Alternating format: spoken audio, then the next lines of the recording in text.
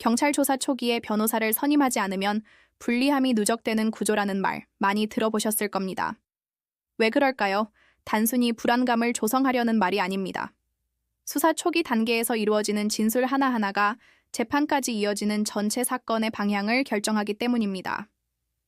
처음 진술이 잘못된 방향으로 기록되면 나중에 이를 뒤집는 것은 거의 불가능에 가깝습니다.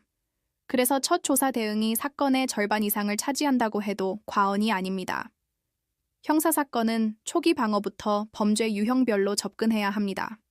예를 들어 절도나 보험 사기 사건은 객관적 증거와 고의성 입증이 핵심 쟁점이 되고, 성범죄 사건은 진술의 일관성과 신빙성이 무엇보다 중요합니다. 저희는 성공 보수를 전제로 사건을 진행하지 않습니다. 이는 결과에 따라 보수가 달라지는 구조가 때로는 변호사의 독립적인 판단을 흐리게 할 수 있기 때문입니다. 대신 수사 초기부터 재판 단계까지 오직 사건 자체에만 집중해 책임감 있게 대응하기 위한 저희만의 원칙입니다. 형식적인 착수금만 받고 소극적으로 대응하는 방식이 아니라 상담 단계부터 기소 가능성, 양형 변수까지 고려한 여러 시나리오를 준비하며 의뢰인과 함께 길을 찾습니다. 민사사건 역시 마찬가지입니다. 단순히 소송에서 이기는 것만이 목표가 되어서는 안 됩니다.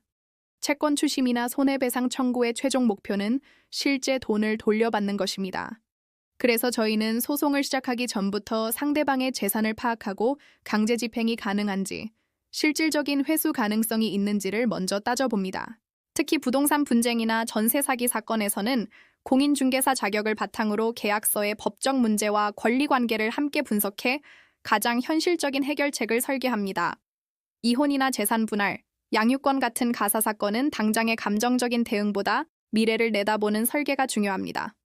앞으로 발생할 수 있는 분쟁 가능성까지 예측하고 이를 최소화하는 방향으로 합의안을 조정하거나 소송을 준비합니다. 학교폭력, 소년범죄, 군인 징계나 행정소송처럼 특수한 절차가 요구되는 사건 역시 마찬가지입니다. 각 사건의 고유한 특성을 이해하고 그에 맞는 최적의 대응 전략을 세우는 것이 핵심입니다. 출입국 비자 문제와 형사 절차가 얽혀있는 복잡한 사건의 경우 여러 절차를 따로 떼어놓고 봐서는 해결할 수 없습니다.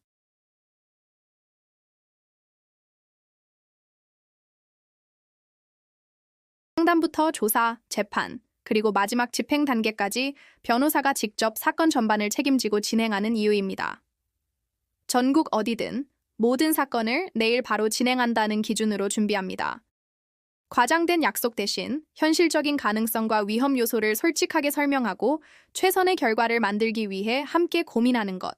이것이 2014년 개소 이후 지금까지 단 한 건의 분쟁 없이 신뢰를 지켜온 법률사무소 아신의 방식입니다.